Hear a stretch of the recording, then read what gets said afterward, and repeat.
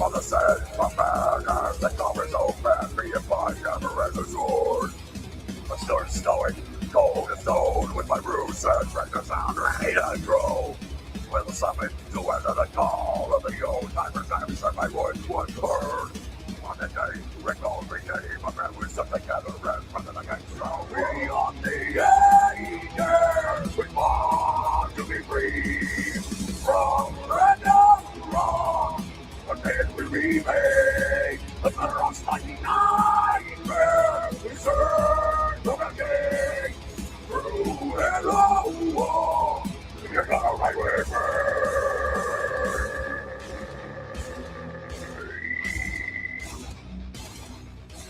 Oh.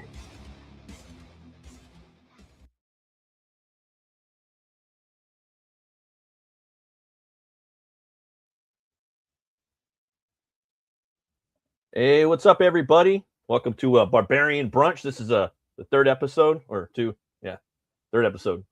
Sorry, always throwing those horns. They're built in to my fist, you know. But yeah, we got some fun stuff to talk about. A couple new topics this week. Looking forward to next week as well. There's some good books coming out. We got The Man with No Strings, Merry Boys 2.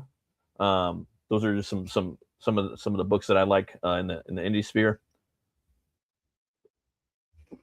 I'm gonna go over Frank Frazetta a little bit. It was his birthday yesterday, so we're gonna touch on that, of course.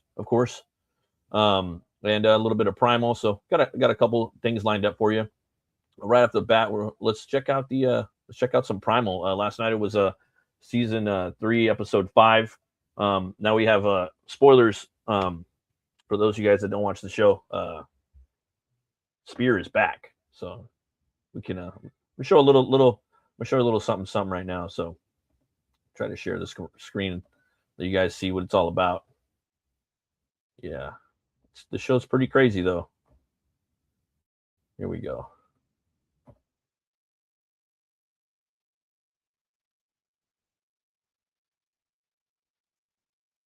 So right there, that's basically it's his baby mama, you know. Wait, hold on a second. We're gonna go back a little bit. That's his baby mama, and she looks like there are some mandrills that are coming after her.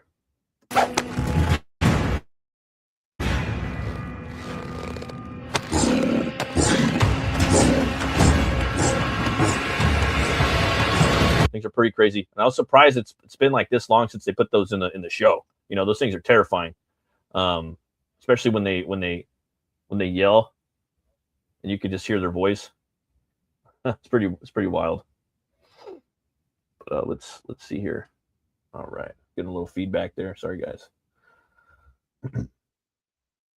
What's gonna happen?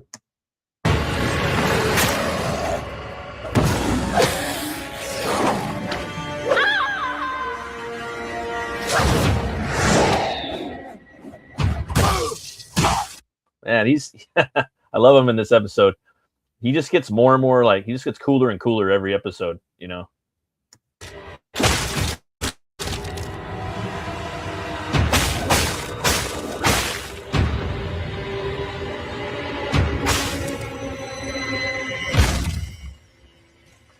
Yeah, he's on, you know, obviously he's always been like a superhero of that time period, whatever the era is. That's what I like about the show. It's pretty gray, you know. It's pulpy, you know. You're anything can happen on here, pretty much. That's what I got out of it. Yeah. And he's taking one, and you know she's pregnant. That's her. That's his baby in there. So, but Fang ain't having it. Fang hasn't warmed up to him yet.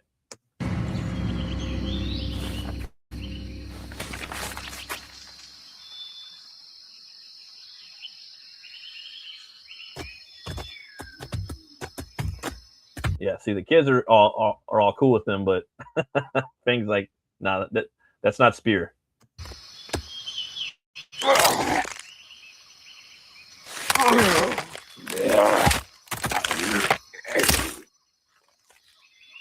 I love that. And they're trying to get him to sit down, and his memory is so cloudy, because he's spoiler, he's been brought back to life by a sorcerer, and the sorcerer was murdered. It's basically like the Peter concept from Office Space, but with with spear.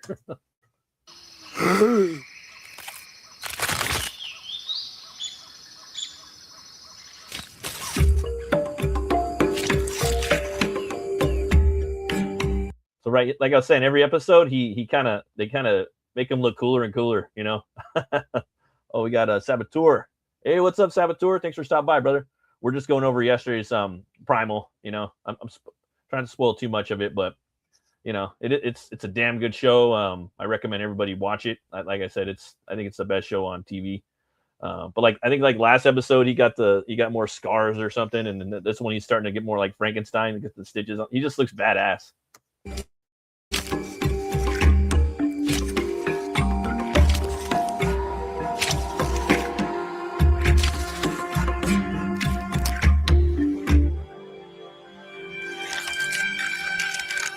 He's like, oh yeah, I love the hand too, the claw hand. That's so gangster.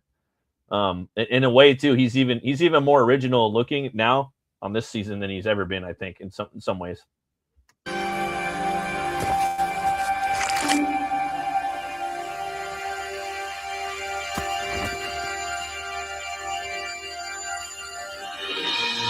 It makes you think too, like, would you go back and save your family if you could as a zombie? It's like, fuck yeah, I would, even if it was for a day. And he's already saved like their life already.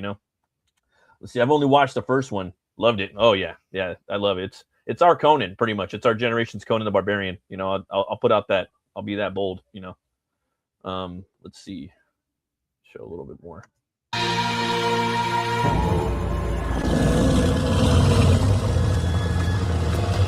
I'm gonna leave it right there. I don't want to spoil any more, but there is a lot more action in that too. That was just like the tip of the iceberg too, guys. The thing is, what I love about that show is most of the time, like you'll put it on, sit back, and then it's just like sets everything up in this nice tranquil like headspace, and then out of nowhere, boom, it gets primal, it gets brutal as fuck. But yeah, go watch it. Saboteur, he's got a book coming out.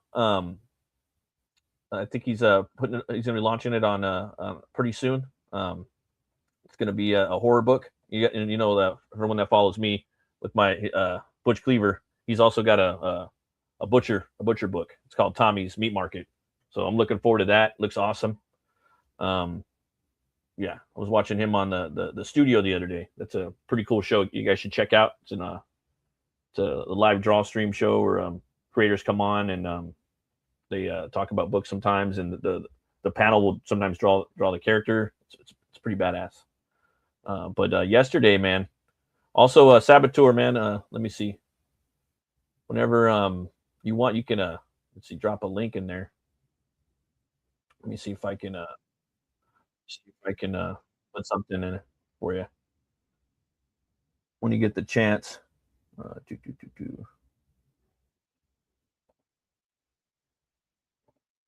Could share your link if you want. There you go. You'll be able to post a link in there if you want, brother. But yeah, yesterday was, the father of fantasy. That's what I call him. Like for me, my three kind of main influences right now, current year, Bammerk, would be Frank Frazetta, father of fantasy. Then you got the yeah, you could put your link in there, man. I gave you a wrench, so if you want to promote your books whenever you're, I know you're doing different stuff with your books. But yeah, hell yeah, brother. But yeah, Frank Frazetta, father of fantasy. You got Bernie Wrightson, he's the master of the macabre. And then you got Simon Bisley. He'd be like number 3 for me. They're all equal, but he's the maestro of metal. That's what I would call him, the maestro of metal, or the master of metal. I don't know, but yeah, let's check that out, man. Let's check out some Frazetta, guys. It wouldn't be a Barbarian brunch without it. I actually got bagels today. My wife made homemade bagels for me yesterday. That was epic. I kind of wish I had them right now, that way I could show you guys how good they were with bacon and cream cheese. Oh man, they were savaged. I savaged those bagels. Sorry, guys. I'm still getting used to this new setup. You know, there's so many click clacks. It's like going from an automatic to like a stick shift. Basically, that'd be the best way to put it now on the show. All right, we got some oil paintings right here. This is frazzetagirls.com. They got so many cool things on this website. I wish I could just go here and have a shopping spree. I would go nuts. Let me drop a link in the chat so you guys can go there and pick up some stuff. We'll be coming here a lot on this show. Coming here a lot on this show. So there's that. The little link that should work, hopefully. And we're gonna look at some of the oil paintings, today. Look at that, man. Look at a little pop-up thing right there. Just the different styles of oil paints right there. Look at the horse just throwing the guy in the air. What I love about him is all the motion that he puts into his work. Everything's moving. Everything's moving. Right here you have looks like a bear maybe, or in the middle, versus some type of like Allosaurus or something. I don't remember ever seeing these three paintings before. Yeah. Here we go. This one's badass right here. Getting crucified. This guy's got like 4 arms. It's probably, I don't know what that's from. It might be from John Carter, maybe. And this one right here. I don't remember that one either. It almost looks like Doc Savage. Yeah, that one's iconic right there. Holding the sword up. Yeah. Let me see if I can click on it. It's kind of about the same size. Go back maybe. I can just click through them. Green Death. Let's see. Love this alligator one right here. Awesome. Then I love this like sword in space stuff that he does, like John Carter. I know that's not the right term. There's another term people use for it. Yeah, loving this stuff. Of the mask right here, like the elephant. Dude, that kind of reminds me of Prometheus a little bit. That was like a common motif back then. They had characters with like from Mars with the big long noses and the big ears. Then you have that like in Tower of the Elephant. Great stuff. Yeah, I love this one too. I love all of these. I just love the way he sets up a page too. Wow. Awesome. That, dude. This is badass. Look at that. That's like fantasy western right here, bro. I love that. Yeah, look at this one. Yeah, I've never seen this one either. He's got so much work. My buddy let me borrow one of his books for a long time. It had John Carter and Mars on it. It was an art book. Yeah. I looked at that thing all day. That's what I love about this work. You could just stare at it over and over. Glad I came here today. It's a lot of new pieces I've never seen. Yeah, I don't think I've ever remember seeing these ones. This one almost looks like this one almost reminds me a little bit like Red Nails over here at the very end when that wizard comes up with the with his wand. Yeah. A lot of awesome stuff on here, guys. But come check it out. Go follow the link if you can. Yeah. Wasn't for Frank Frazetta, I know I wouldn't be making comics or doing my work. He's definitely probably my number one influence because everyone that I like kind of goes back to him. Yeah. So rest in power, Frank. Stop sharing that. What we got right now? I actually got my book's coming out pretty soon. HELWÄR in about a month or so. Yeah, about a month actually. I got a Kickstarter up, guys. There's a bunch of links. There's a link pinned up at the top if you guys want to follow my Kickstarter. But also in the description, if you guys sign up to my Substack, you'll get a $5 off link that I'll send to you guys when the campaign launches. So it's just that's 24 hours. So let me show you guys what I'm cooking. I started watching that new Momoa movie with the Wrecking Crew, I think. It's pretty funny. Had a pretty cool fight scene in the beginning. Last night. I didn't finish it though. I gotta go back and finish it. But yeah, definitely. And here's my book right here. This is HELWÄR. And let me show you. It's going up on Kickstarter on Friday the 13th, March. It's going to be the size of like a heavy metal album. So it's going to be like almost 12 by 12, almost. So you go right on the shelf. You know, it's right there. I also have links. Viewed by Blade, Song, or Steed, he is always forged with the heaviest of metals. And if he doesn't, the Hellbinger consumes him. After hundreds of years, Bert HELWÄR has been hunting down bounties throughout the 9 realms. It's his last day on the job, and he's got one final bounty to complete for his warden, Helnora of Helheim. Then finally, she will set him and his brother Wreckbolt free. Then it's metal, hogs, and brewskis. Should be no problem, right? Last day on the job always goes smooth. So yeah, get ready for this epic biker Viking action here, a yarn about revenge, balance, and the indomitable weight of burdens humans and maybe even demigods carry. Sign up, guys. There's that. There's some more work right there. A lot of influences went into this. Been working on it for a few years. It's going to be black and white, the whole book. It's a black and white book. It's going to be really kind of dirty looking. It's going to be real raw looking too. And that's like an aesthetic I wanted to go with for this one. It'll have coffee stains in it. You'll see that the pages look photocopied in there. I want it to look like something he put together that existed in that world, that was in the scene that he was playing in, you know, because HELWÄR's in a band and it's during the 90s, and I kind of want it to feel like it's a totem that you're reading of that time too. So it's going to be something a little different, guys, a little out of left field. I'm not going to do this for every book. Hell no. Every book is a different monster. So yeah, don't expect coffee stains and ripped and photocopied looking art in the book when you read it. So, but yeah, there's that. We'll stop sharing that jazz. And let's see here. Boop. Let's see here. 106 pages. Jeez, that's some work. Yeah, it took me. I've been working on it off and on for about 3 years.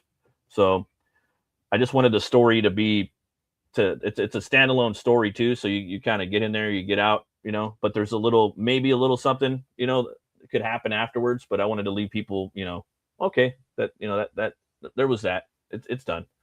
But it's action packed. The book is action packed. There's a lot of pages where there is no dialogue. It's like Primal, like you're just reading it, and you could have a 10-page fight sequence where there's just nothing there, you know. And it's a pretty quick read too. Probably take you like 20 minutes to 45 minutes, depending on how fast you read it. But it's some ways it's like a comic strip, like Calvin and Hobbes or Spy versus Spy, when you're reading some of the action sequences. So that was a fun challenge for me. But I'm really looking forward to hopefully printing it out, you know, and you know, I think that'd be awesome. But we'll see what happens, you know. Got to I don't know, gotta see if people show up or whatnot. So, but it'll get made eventually, I think. And what do we got next? I got a little something for you right here. Homie Preston. Speaking of brutal barbarians, you guys gotta, Preston Acevedo, you guys gotta have to check this out. 1 second. This is awesome. Seen this the other day. Okay, let's see here. All right. Let's see here. What to type this in? Oh wait, that's not it. Sorry, guys. Let's see here. Square format, like a record. Yeah, 100%. It's a square format, just like a record. So it'll probably even have like a parental advisory on it on one of the corners. It'll probably have a record label like on the back. I still got to do a back cover for it too. And if we hit a stretch goal, I'm gonna put it in a record sleeve. It'll probably be like solid black and white record sleeve with the title, and then I have an idea of what I want to do for it. There's a lot of ideas I want to do for it, patches, and I'm gonna have the song that I play in the beginning of the trailer. The whole song will be there. The song is like 4 minutes long. I just took a little bit out for the trailer. And I haven't ever seen anybody do that. So I figured it would be kind of cool. And I love the whole scene, you know, during the 90s, the metal scene. There's a lot of different influences of comics in the 90s, metal, you know, from from the 90s, you know, melodic death metal, death, thrash. Yeah, a little bit of groove maybe, like Pantera, you know, Amon Amarth, a lot of that stuff. Gothenburg scene, At the Gates, and Flames, Dark Tranquility, Soilwork. Then you got like, you know, old school, just heavy metal, like straight up Motorhead. You know, there's some thrash homages in there, a little Slayer. You know, there'll be stuff like that. Maybe a little Metallica. You know what I mean? Dad Metallica, are you serious? Did you say Dad Metallica? Yeah, dude, Metallica's awesome. You know. But yeah, there's you know, there's also black metal in there, you know, so there might be some Bathory influences, there might be some Immortal, there might be some all kinds of stuff. Abbott. I don't want to, you know, for the metalheads, they'll know it. Thanks, man. Yeah, and it's definitely got some horrific stuff in there too. I did a trailer for Kickstarter, but it was too there's too much action, I guess, too much explicit violence. So I'm going to be cutting a new trailer, so I'll have 2 of them up there. I think it's going to be a challenge, but I'm willing to take up the challenge. But let's see here. I really want to show you guys this piece of art right here by my buddy Preston that just came out, and it's barbaric. But for some reason it got shifted around. So, but I'm really looking forward to putting this book out. You know, and everyone that signs up for the book too, you're gonna get a sketch card too. I'll show a little more of that in a little bit. Yeah, I've been watching people paint too a lot lately. It's been really fun. Let's see here. All right. I think I got it, guys. I think I got it. Awesome, man. Yeah, for sure, brother. Hell yeah. Yeah, I'm looking forward to your book too. Let's see. Looks interesting. Kind of reminds me of Texas Chainsaw, you know, obviously. Let's see here. I found another Barbarian book called Battlestar Barbarian. Have you heard of that? Yeah, I have. Yeah, that one. Yeah, we're gonna have to show that too. Maybe we'll go over that next week. There's that one, and there's another one too out there, and they're both kind of like you gotta go on Instagram and DM the people and stuff. There's another one too I want to show. But that book looks awesome. Yeah. Let's see here. Again, I'm using the stick shift right now, guys. I'll get faster though. I'll get faster. You got to get on here, you know, and be like a quick draw McGraw. All right. Boom, boom, boom. So check it out. This is the Deathstalker cover that my homie Preston did. I believe this is going to be the DVD art. So that looks awesome. And if you watch the movie, it's for the reboot.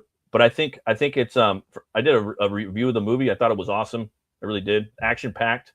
Got Daniel Bernhardt in it, and I think it's kind of a soft sequel too.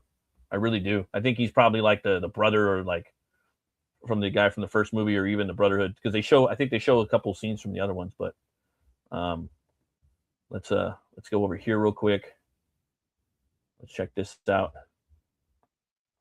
We got this right here, and that's the actual cover right there.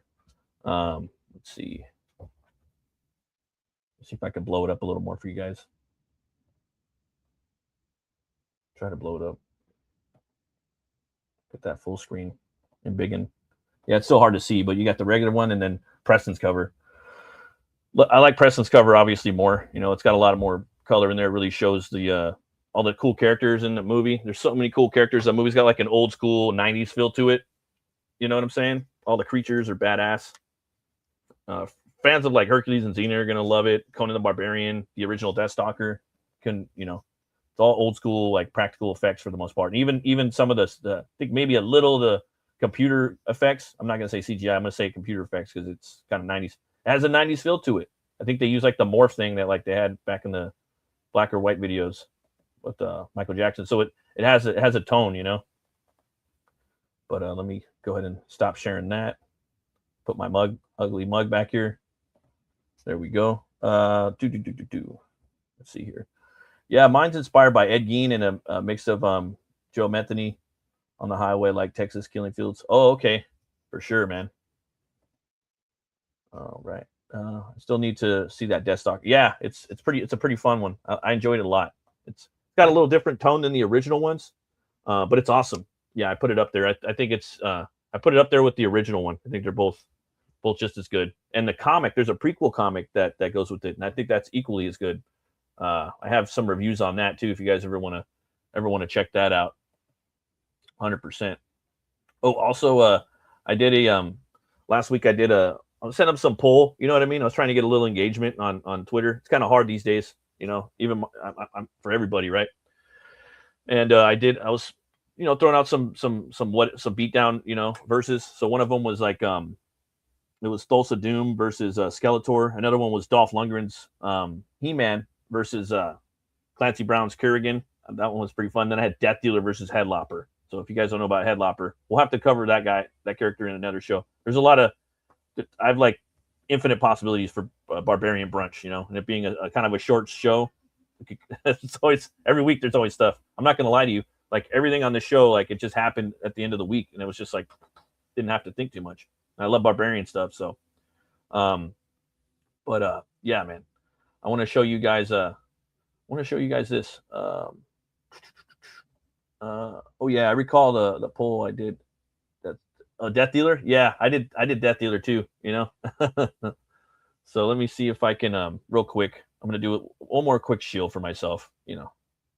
Let me add this to the stage. See if it works, and then we'll do this.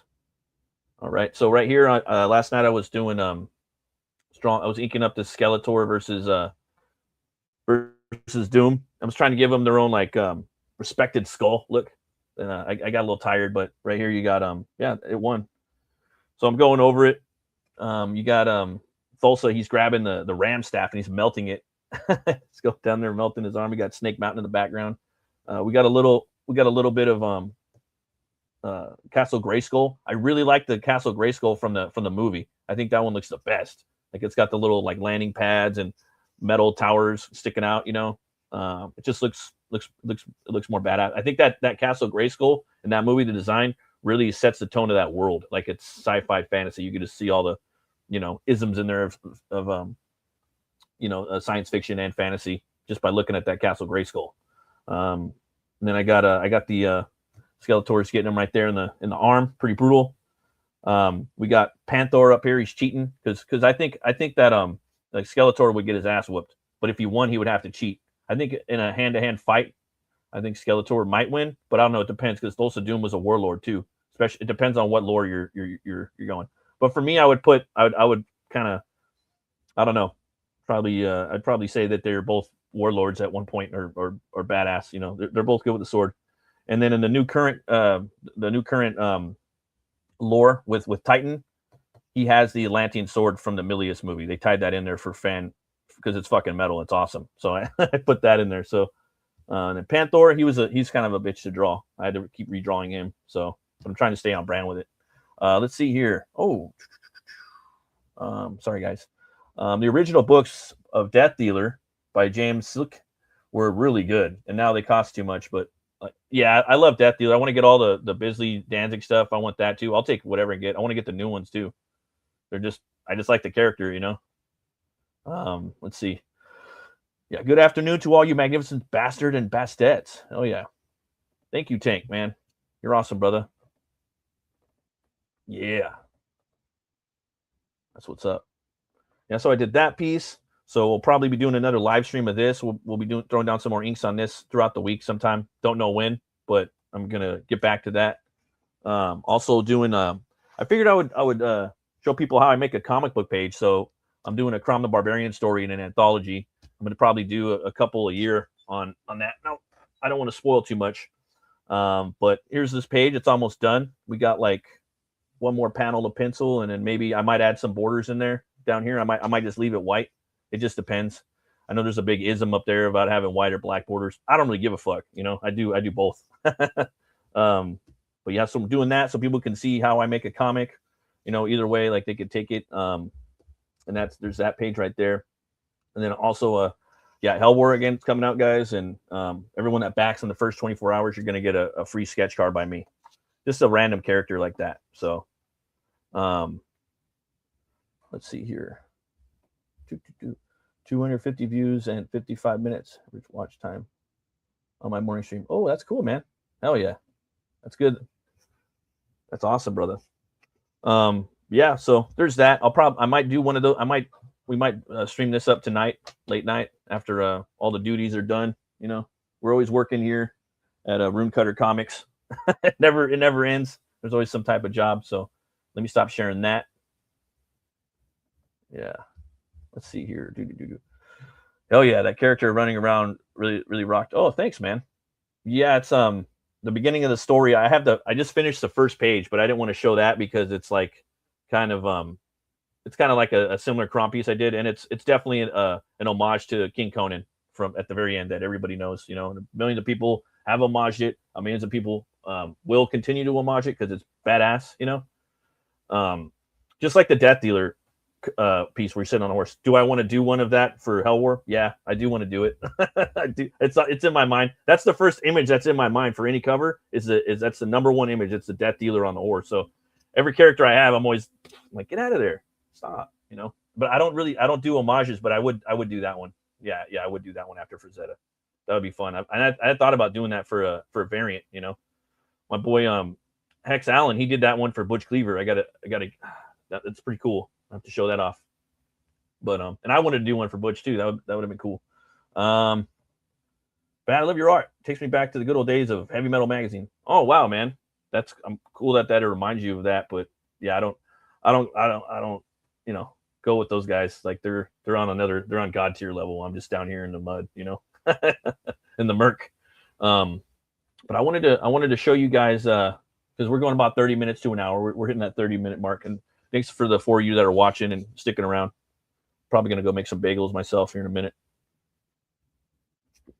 But yeah, be on the lookout for Mary Boys, the new Mary Boys book that's launching this week. And also The Man with No Strings from Mary Boys is Proper Comics. It's Carl Stefan. And The Man with No Strings, it's a fantasy western, weird western. That one's by Phil Diaz and Oliver Isabedra.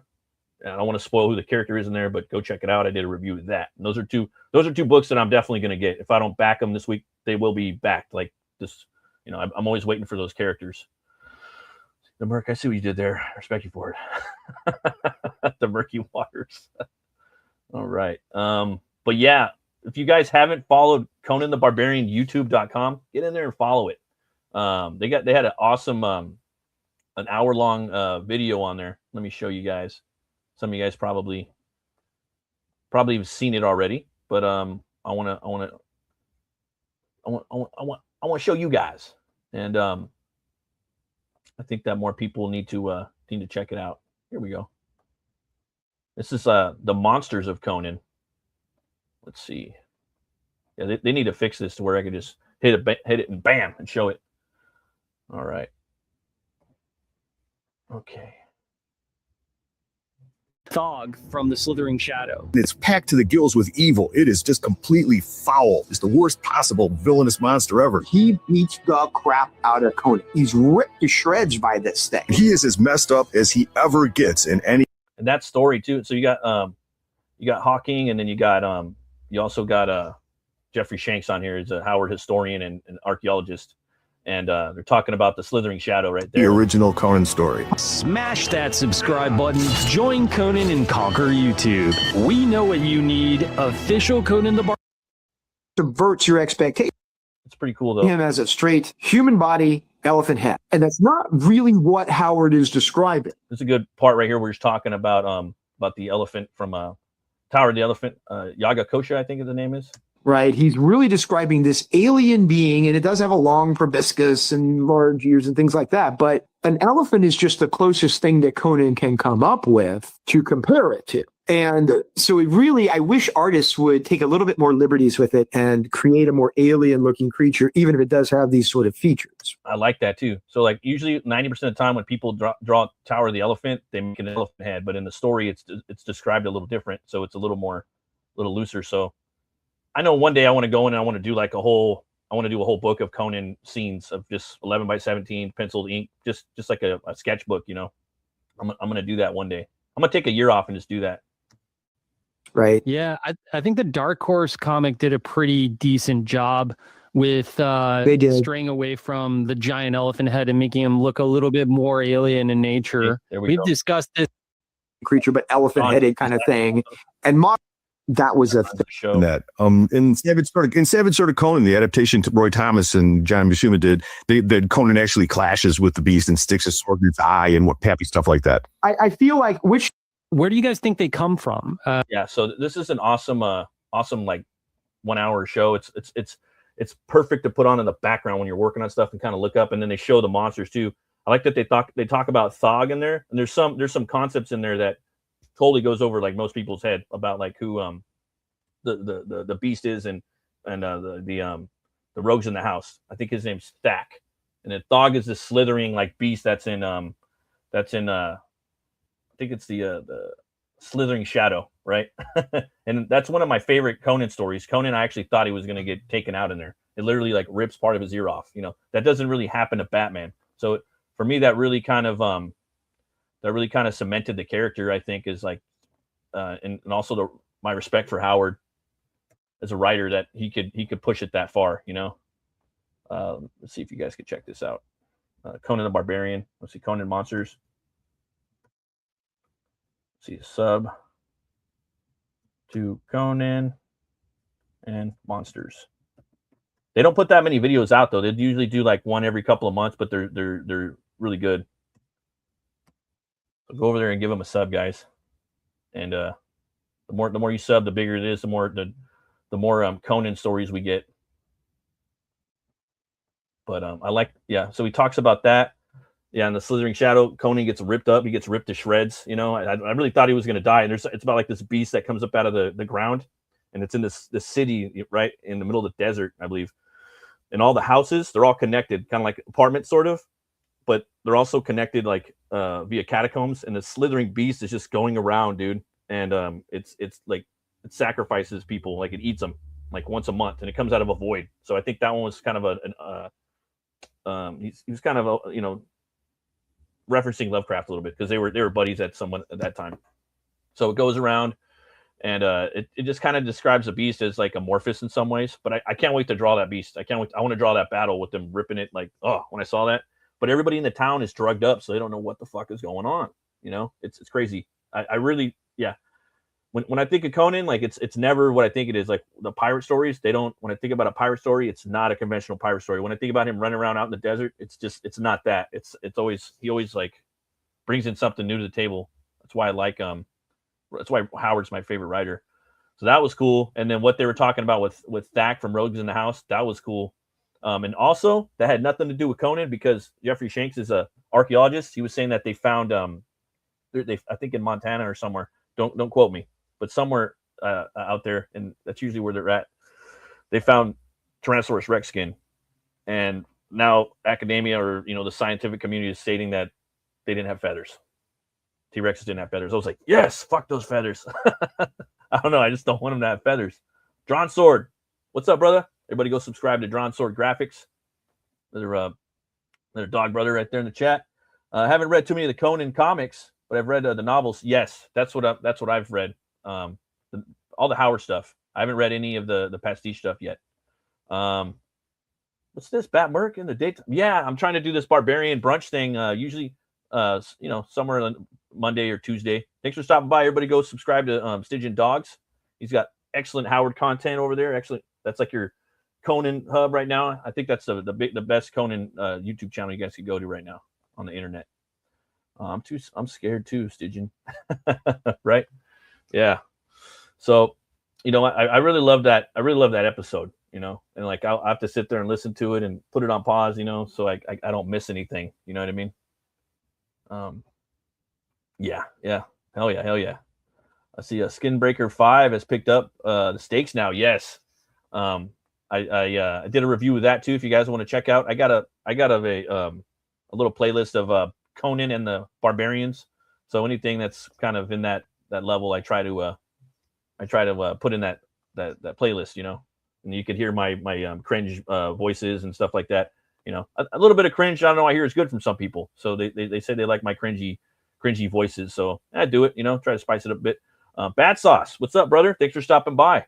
Yeah, it's my basic, you know, basic bitch, dad, dude, bro perspective on comics. You know, that's the way I do it. You know, basic bitch, dad, dude, bro. That sounds like a good YouTube channel, right? All right. So yeah, that was pretty much it right now. We should be having a guest on next week. It's good. His book is it's going to be more of like a gothic horror, you know. So this show is primarily barbarian focused, but you know, and sword and sorcery, and also fantasy. But we're gonna talk indie comics, indie publishing. We'll go into some metal too, but that's the main focus of the show, and it always will be. But again, we're gonna veer off sometimes, have some fun. Yeah, Skinbreaker, man. Skinbreaker was good. For those of you guys that don't know, let me show you guys a little Skinbreaker before we bounce out of here. Yeah. Before we bounce out of here and get some brunch. I don't know what time it is for you guys right now, but for me it's 11:40, you know. So like I try to do this show. I'm gonna try to do it Tuesdays, maybe Tuesday or maybe Monday, Tuesday, or Wednesday. It's just my schedule's all over the place. Otherwise I would commit to the bit at a specific time and date, but I can't. But yeah, let me show you guys a little Skinbreaker real quick.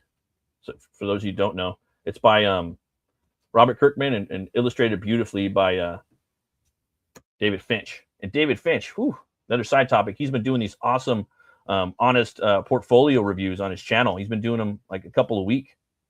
Yeah, let me show you some of the artwork right here.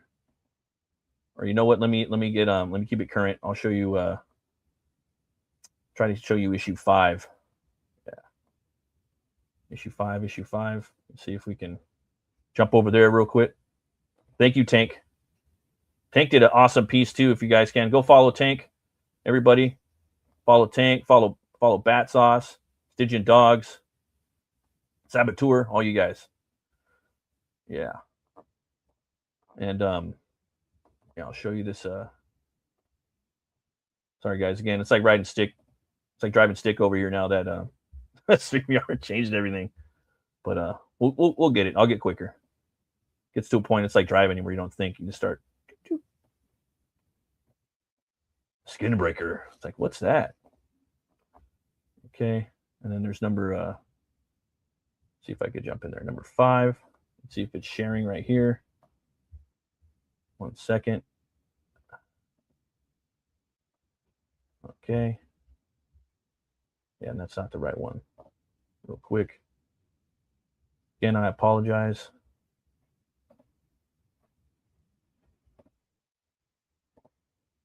There's just too many tabs open right now.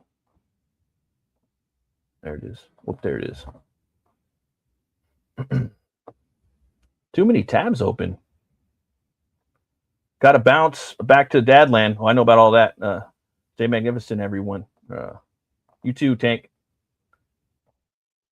There it is. This is Skinbreaker right here. David Finch's art. So that's it right there. This is the character, and in the story, he without spoiling too much, what I will spoil a little bit. Yeah, it's kind of small. He starts out. He's a young barbarian in this world, this fantasy world, probably like on another planet or of another time. And the elder chief is training him to be the new chief, and they have to go toe to toe, and he ends up having to fight him. And then there's like kind of a time jump. And now he's the elder, and I didn't expect the time jump. So for me, I thought that was brilliant. You know, so I will spoil that. There's a time jump in the story in the very beginning where you see him as a young man, and then he jumps, and now he's the elder. He's the chieftain, but he wants to bring in technological advancements to the tribe. and there's these older, barbarians that don't want that to happen. There's these massive beasts that they hunt down, but these beasts are starting to overpopulate and they're starting to invade the city or the town, and it's just got this really like stone and sorcery, if you will, kind of like Primal, or even like the first like it's like the Spear and Fang story that Robert E. Howard wrote. I think the first story he ever did was, if I'm not mistaken, was a stone and sorcery, because it's Stone Age. That's why I call it that. But I recommend this book, guys. Sorry I don't have more images up there, but you can get lost in the artwork. And from my understanding, he had a long time to work on it, and that's the way, if artists could do it, they could do it. So go definitely check that out, and see what's going to happen. I'm thinking this year too. Also, we got another book coming out, another Atlantean. That book's coming out too, by Russ Leach. We're gonna that one's gonna launch next month too. So we'll be covering that show. We'll be covering that extensively on this channel, because Rush is the homie, and his Atlantean pastiche is awesome. He's got that Cole, and I think Titan, they're gonna be coming out with a Cole this year too. So we're gonna have that, and I just read the Savage Sword of Conan, man. Oh, dude, the last book was so good. The artist had like a kind of like a Mort Drucker kind of mad Jack Davis feel, but also a little bit of Buscema too. It was like a combination. It was like 50-something pages. I think it was I can't remember the name, man. I don't like mispronouncing people's names, but had a really good Conan story in there. It was epic. He goes down into this volcanic city, and he has to save these witches' daughters, and the storytelling in there was fantastic, man. The action sequences, it was great. Yeah, Gabriel Rodriguez, that's it.